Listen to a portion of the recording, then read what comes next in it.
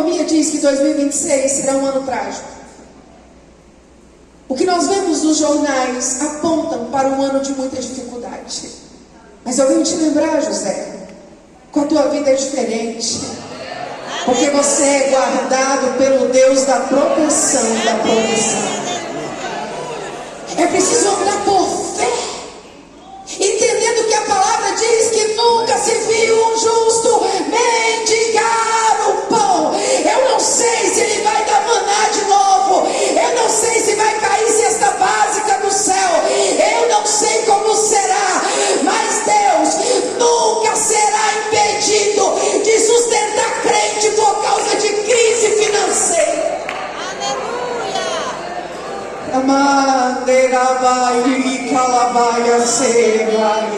É tempo de crente natural voltar a ser espiritual. Seu trabalho é trabalhar, lutar, pelejar, prover com Ele e Ele fará. Glória a Deus, aleluia. Deus de proteção, Deus de provisão. Ramandari kalabai barra sobre quereba. Aleluia. Tem 11 anos que eu saí do fórum. Trabalhei durante 10 anos lá, como assistente juiz de direito, secretário de juizado especial civil criminal. Deus me fez uma chamada. Nós tínhamos também 2 sanduicherias ali na cidade de Aricuns, na praça da faculdade. Há 11 anos o Senhor me fez essa chamada. Disse que eu não trabalharia mais para o homem, mas eu ministraria a palavra dele e trabalharia para ele. Há 2 anos o Senhor requereu do meu esposo que também entregasse as nossas 2 sanduicherias. Nos levou para Goiânia para viver exclusivamente do e para o ministério. Quando foi no mês de outubro, agora, eu recebi um convite para ministrar nos Estados Unidos, na cidade de São Francisco. Só que eu não tenho visto, nós não temos passaporte. Eu tinha, mas o meu vai vencer agora em março. Quando Deus fez esse convite, chegou esse convite até mim, o Espírito Santo disse ao meu coração: não é para tirar só o seu, é para tirar da casa toda. Para quem não tinha dinheiro para tirar um, irmão, imagina ter que tirar 4 passaportes, 4 vistos. Eu não tinha nenhuma condição para isso. Mas eu conheço o Deus que provê. Eu conheço o Deus que protege. Você conhece esse Deus? E eu comecei, meu coração queimar. E eu buscando, é o Senhor mesmo, é o Senhor que quer, como é isso? E aí, eu estive no final de novembro em São Paulo, pregando em algumas cidades. E numa dessas cidades, Deus usa uma profeta, confirmando sobre aquilo. Mas mais precisamente porque eu continuei a orar e a pedir. Quando eu volto para a minha igreja, ali na De Vila Boa, do campo de Campinas, pastor Adilson, pastora Márcia, culto de Santa Ceia, missionária Sandra, chega até mim, uma profeta de Deus na minha igreja. E ela disse assim: eu estava no meu banco e Deus mandou vir até a senhora. Eu posso orar com a senhora? Eu disse: claro. Ela começou a orar e disse: assim diz o Senhor, eu te dei uma palavra para ser pregada na América e o país é os Estados Unidos. Não é para tirar só o seu visto, nem só o seu passaporte, é para tirar da casa toda. Prepara as malas, porque eu enviarei vocês.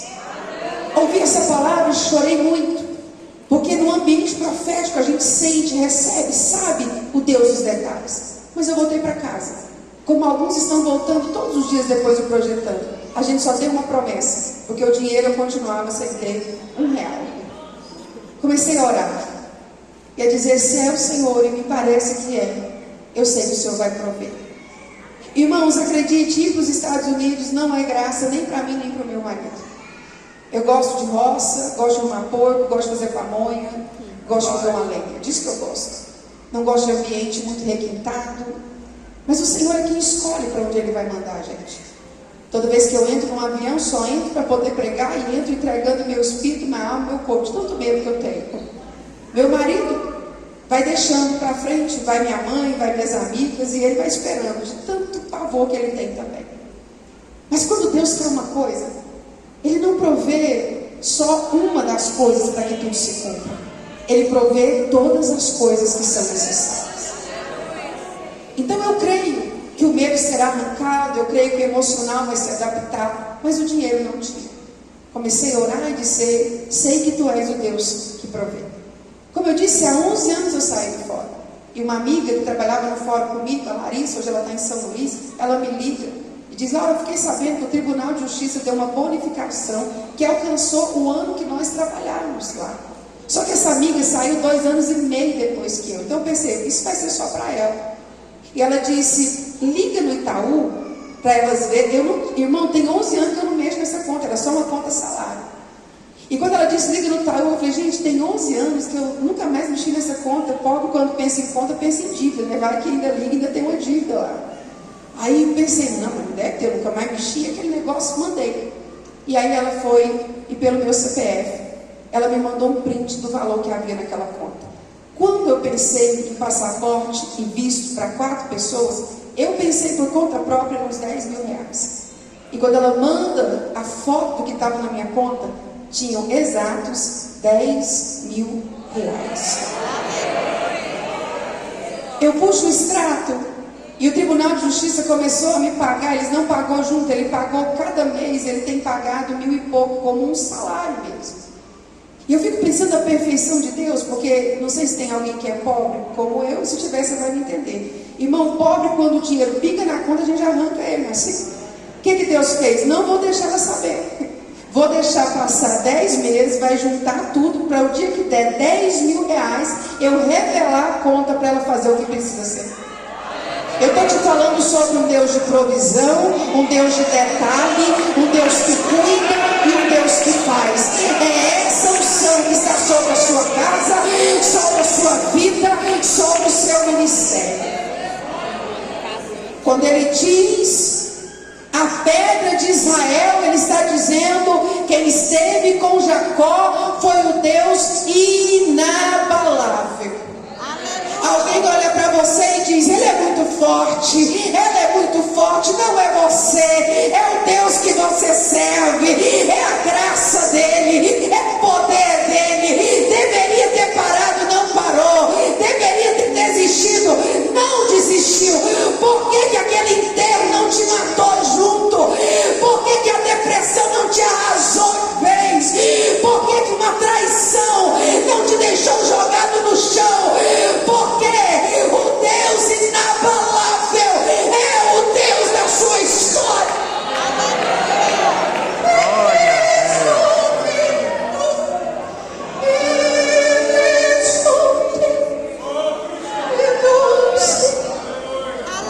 Esse é o Deus de Jacó. E esse é o Deus de José. Depois disso, começarão a vir as profecias das bênçãos que o alcançariam. Mas por que essas 4 bênçãos serão dispensadas sobre José? Porque durante todo esse tempo, narrado em 2 versículos sobre a vida de José, tudo ficou muito claro. José foi provado e aprovado. Eu sei, José suportou inveja, violência, ciúme, ingratidão. Só que alguns se encantam com o posto de governador, alguns se encantam com o colar que ele recebe, o anel de autoridade. Mas o que é mais lindo em José é que não só as dores não pararam ele, mas a honra também não mudou o coração de José. Irmão, existem pessoas que eram boas até melhorar o carro. Existem pessoas que eram servas até serem consagrados. Existem pessoas que amavam seus pais até entrar na faculdade, virar doutor e ter vergonha dos pais que têm. Existem pessoas que quando não podiam gerar, faziam campanha na igreja. Os filhos nascem, eles não trazem as crianças de medo de gripe, disso, daquilo e daquilo outro. Existem pessoas que quando eram funcionárias, tinham educação, tratavam bem, virou patrão, ficou insuportável. Existem pessoas que quando o pastor chamou e deu a oportunidade eram mansas, mas bastou pregar 2 vezes ou cantar 2 vezes fora da cidade, já não quer respeitar a liderança,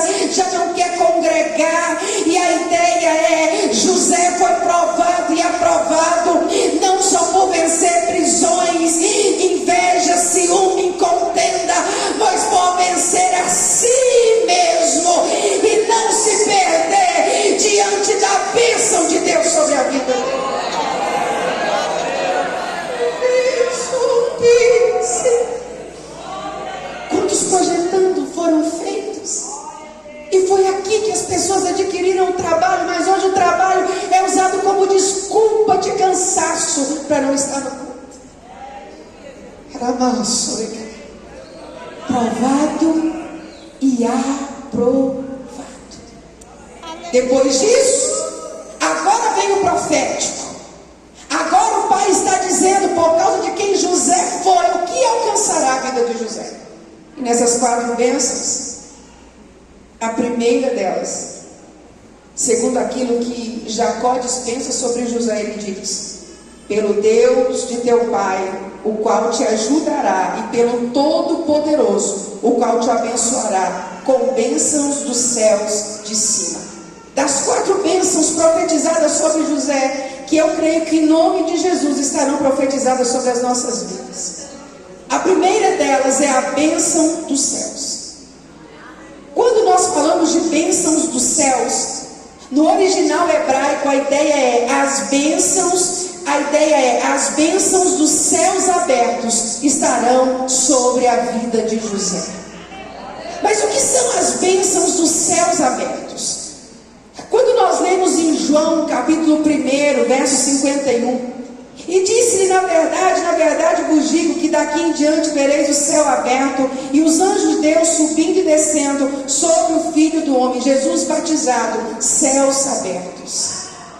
Depois nós veremos em Atos capítulo 7, o verso 56, e disse: eis que vejo os céus abertos e o Filho do Homem que está em pé, à mão direita de Deus. Sabe o que está acontecendo? Um homem está sendo apedrejado, mas esse negócio de céu aberto cria uma conexão tão grande com a gente, que ao invés de estar gemendo de dor, Estevão está vendo o céu sobre a vida dele. Ainda, Apocalipse 4:1, depois dessas coisas olhei e eis que estava uma porta aberta no céu. É João recebendo a revelação da vitória final da igreja, e outra vez os céus estão abertos. Missionária, então essa bênção dos céus abertos seria exatamente o que? A bênção dos céus abertos é a bênção da conexão com o céu. Irmão, o que você não suportaria naturalmente, por causa da sua conexão com o céu, você irá suportar.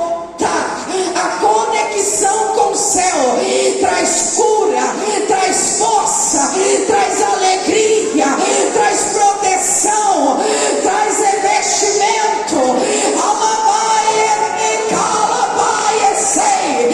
Céus abertos em 2026 sobre a minha e a tua vida, em nome de Jesus. A primeira bênção, a bênção dos céus abertos. A segunda bênção,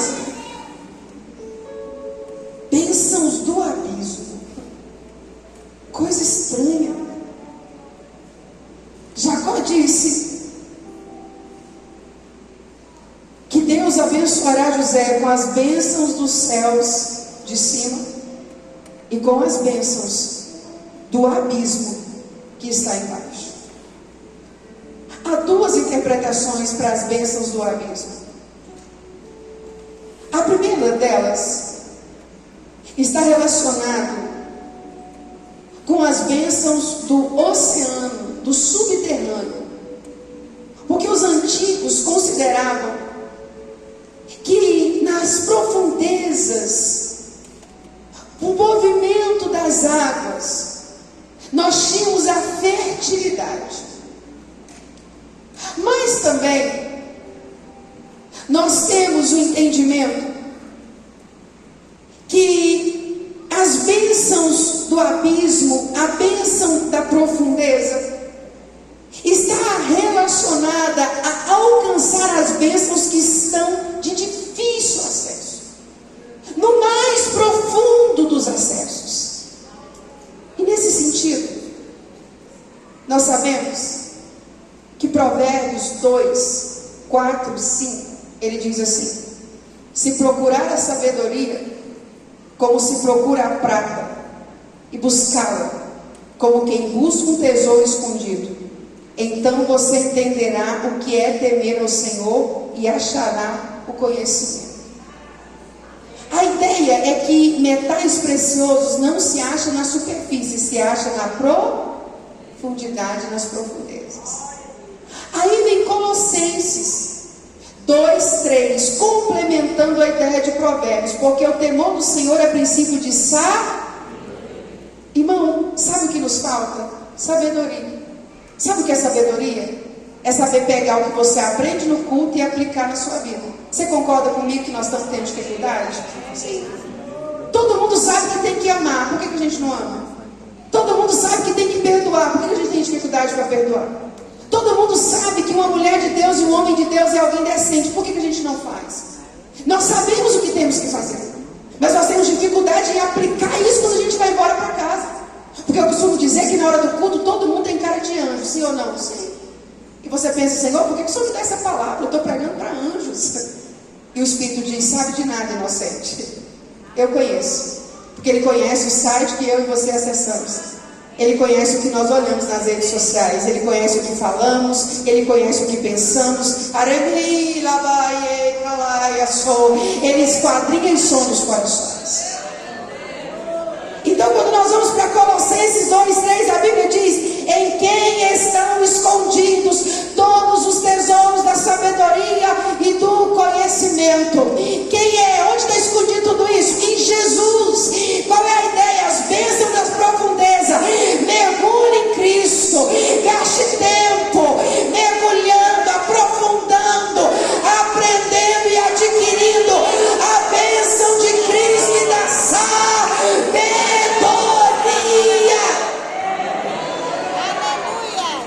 Sabe por quê? Porque tem muito casal que tem muito dinheiro para viajar, irmão, mas por não ter sabedoria, quando volta da viagem, a vida continua sendo um inferno. Tem muita gente que tem muito dinheiro para dar o que quer para os filhos. O problema não é falta de dinheiro. O problema não é falta de faculdade. A maioria das pessoas hoje estão formadas. O problema não é falta de um curso de teologia. Hoje o curso de teologia tem para todo lado. Qual é o problema? Sabedoria. Problema? Sabedoria em família. Sabedoria para cuidar de nós mesmos, sabedoria para ser casado, sabedoria para ser pai e filho, sabedoria para ser um obreiro, sabedoria para ser um pregador. O que nos falta é sabedoria. Mas qual é a bênção? A segunda bênção proferida, as bênçãos do abismo, a bênção da profundidade, do conhecimento e da sabedoria que está escondida em Cristo Jesus. Há uma terceira bênção.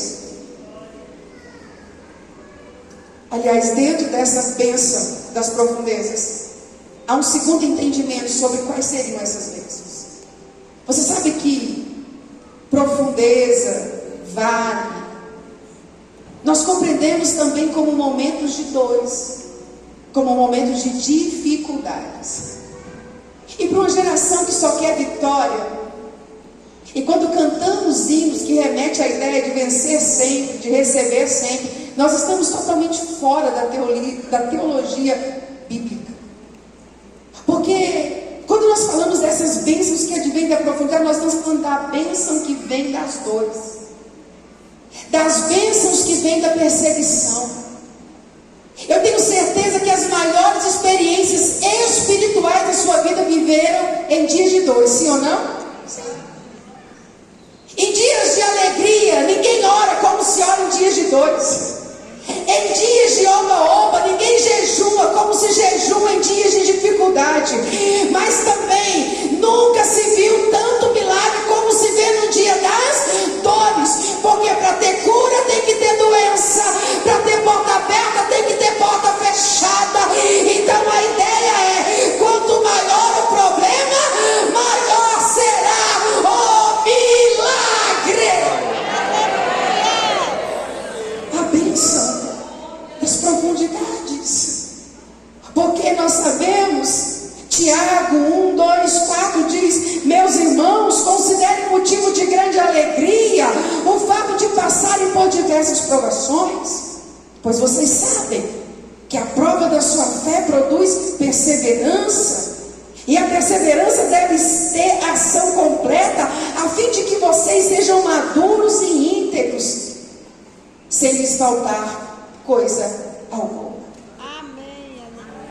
Irmãos, para eu chegar onde Deus queria, que era ser uma pregadora da palavra, eu precisei de ser mandada embora de um trabalho depois de 10 anos. Sabe por que eu fui para a igreja? Porque os meus pais brigavam muito. Eu nunca fui levada nem para a igreja católica, nem para a igreja evangélica. Meus pais não me levaram para a igreja nenhuma.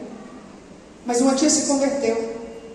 E após a conversão dessa tia, eu conheci que existia igreja evangélica. E um dia, um anúncio de quinta-feira, dizendo que tinha um culto, a Assembleia de Deus de Madureira, ali de Abicuns, ainda pastoreada pelo pastor Sebastião Justo. Porque quando eu me converti, ele ficou um ano ainda, e depois já veio o pastor Edmar. Eu fui para aquela igreja por causa das brigas dos meus pais. Mas o Senhor sabia que Ele estava me levando para aquela igreja por um propósito muito maior. Aleluia. Até que o Samuel nascesse, eu tive 2 abortos.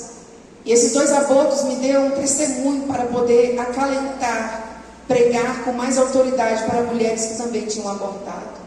Quando Deus mandou abrir mão do nosso trabalho, eu digo que testemunhos contados são bonitos, vividos são difíceis.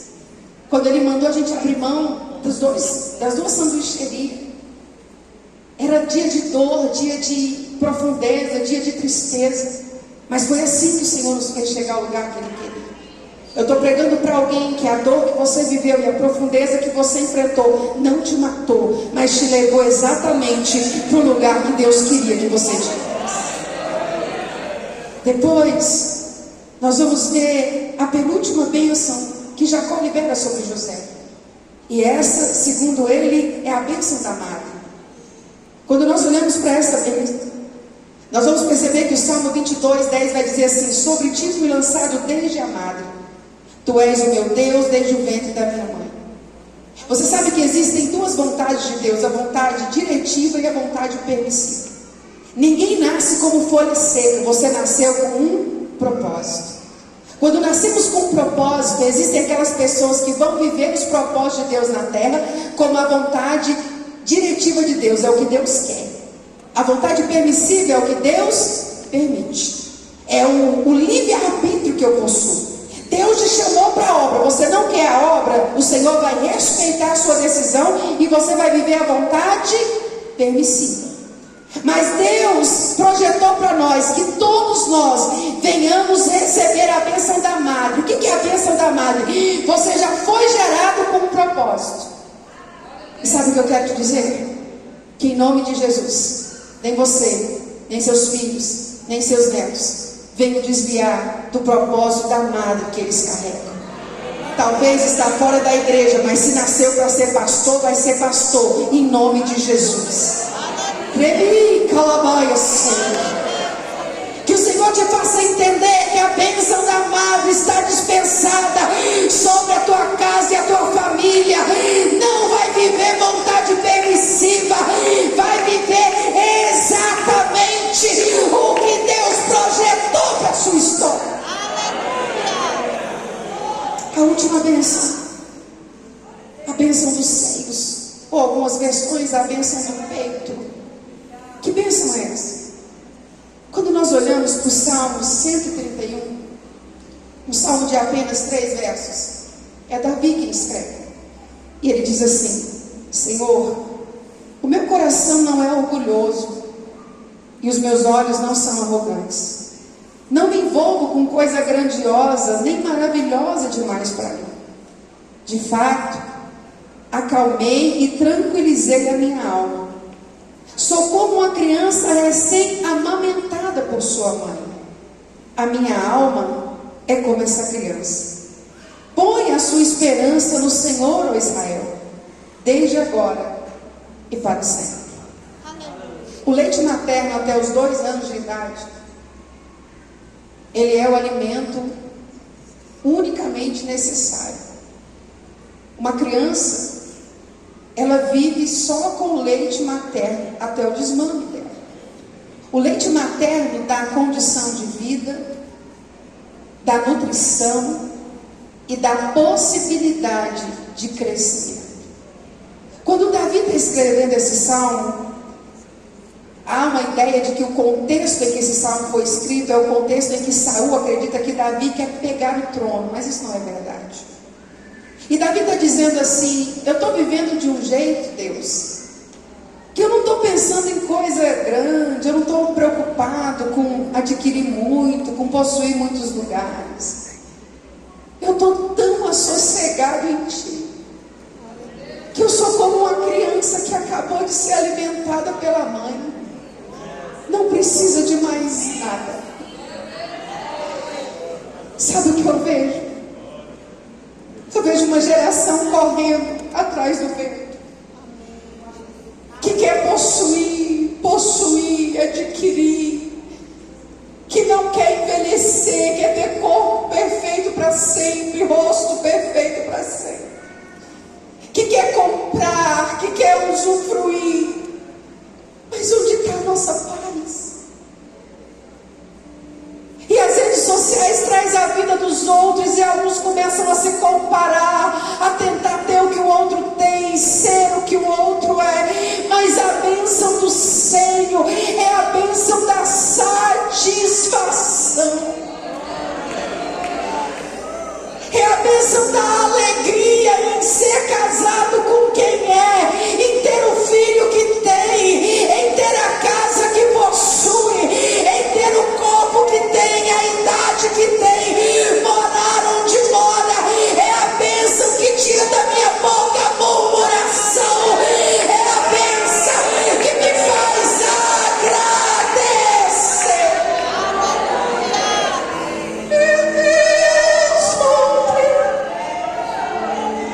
Coloque-se de pé, eu quero orar por você e já vou retornar o microfone.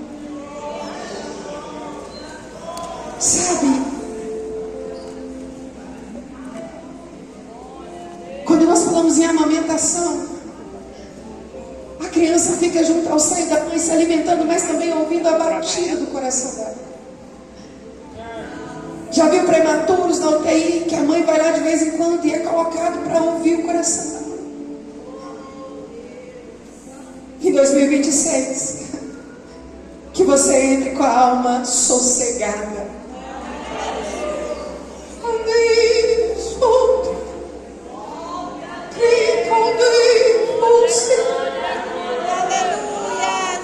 O leite materno supre a necessidade física do bebê, mas também a sociedade emocional do bebê. Nunca se viu uma geração tão adoecida emocionalmente como a nossa. Depressão, opressão, criança com 13 anos, com 4 anos, crianças, surtos psicóticos, angústias, insônias.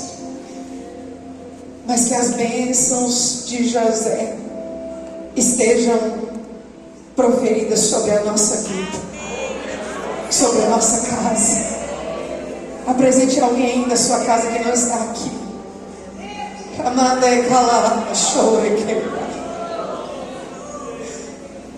Céus abertos, bênçãos das profundezas, bênção da madre, bênção dos céus.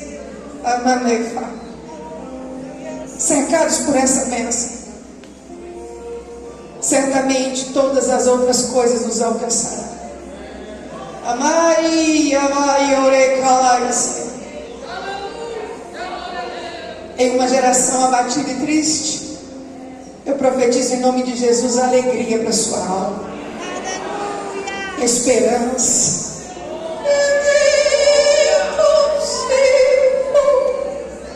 Feche os seus olhos e me deixe orar por você.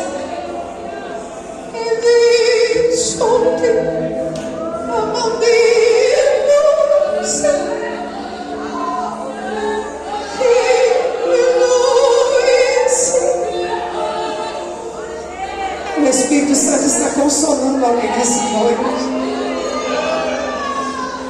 O Espírito Santo está consolando alguém nessa noite.